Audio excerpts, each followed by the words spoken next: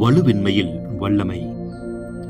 தூய பிரான்சிஸ் தனது தனி மன்றாட்டில், ஆண்டவரே, நான் கல்வி அறிவற்றவனும் இழிவான படைப்புமானவன், என்னை ஏன் இந்த சபையின் தலைவராக ஏற்படுத்தினீர் என்று ஒரு முறை ஜெபித்தபோது, ஆண்டவர், உன்னை போன்ற ஒரு சாமானியனை இச்சபையின் தலைவராக நியமித்ததற்கு காரணம், உன் வழியாக நான் ஆற்றும் அரும் செயல்கள் அனைத்தும் மனித வல்லமையால் ஆனதன்று, எனது அருளாலேயே ஆனது என்று காட்டுவதற்காகவே என்று பதிலளித்தார்.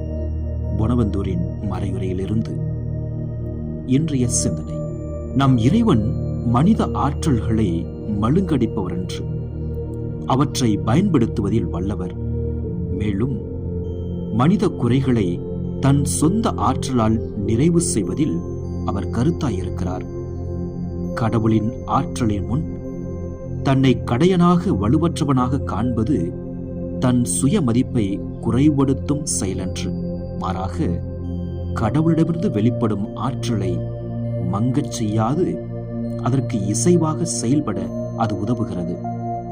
உன் வலுவின்மையில் என் வல்லமை வெளிப்படும் என்பது தூய பவுலுக்கு ஆண்டவர் அளித்த பதில் அல்லவா?